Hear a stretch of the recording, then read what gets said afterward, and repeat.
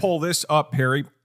In 2024, 92% of new power capacity across the world was renewables, which is incredible. So as much as the climate feels like, I think, an intractable, gigantic thing, we really are, as a world, moving towards renewables. So this chart from emberenergy.org shows where the new energy that is being created, the clean energy, is coming from. So solar and wind, right now, they're a kind of smaller percentage, but solar and wind are growing rapidly, basically. And that's I think one of the broader stories that I would really like to dive into at some point is how much potential is in solar specifically, for a myriad of reasons. One of the main ones being, like, you can make it in a factory and then you just ship it out somewhere and put it all over the world, whereas it's a little more difficult with, let's say, a nuclear power plant or wind turbines or whatnot, where you have to build it in the field.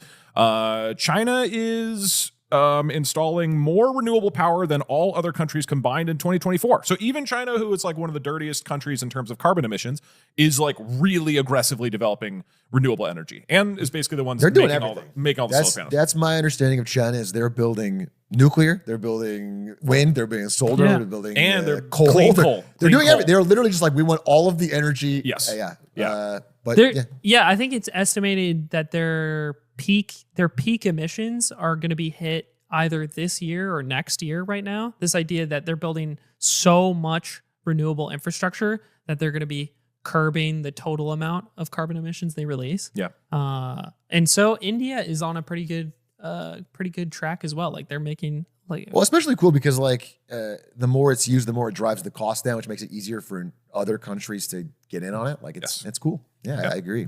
Yeah, so like with solar, for example, the manufacturing costs are just plummeting. So over time, it becomes easier and easier to, for example, you could power, I don't know the exact numbers on it, but a huge percentage of, let's say, America, if you took a giant chunk of New Mexico, right, and you filled miles and miles and miles with solar panels. And so these types of things of having massive, massive quantities of renewable energy that is not harming the climate, like, this is possible, like, not only in our lifetimes, like potentially in the next decade or two. So it's really encouraging how much cheaper and more accessible this stuff is becoming, and how many countries that traditionally have been pretty dirty are aggressively moving in this direction. As someone who lived in Arizona, that place during summer is God's mistake, and human beings should not live there.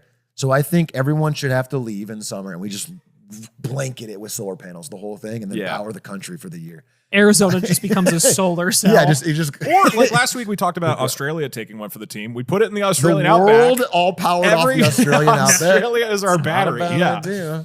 Who else has got good news? Oh wait, you want to follow up on this? So what I think is particularly crazy about this is the rate at which this has been improving. I think we were so used to, especially growing up, climate change being news being so bad for so long. Yeah. The idea that we're actually making pretty rapid advancement in the direction of improving it is one crazy to me. Like 40% of electricity in the world being made from clean sources now is absolutely surreal. And then at the scale of growth we're at, because I think it was 30% in 2023, I want to say, like we're improving so rapidly. A lot of individual countries becoming closer to that like 70% or 80% mark instead.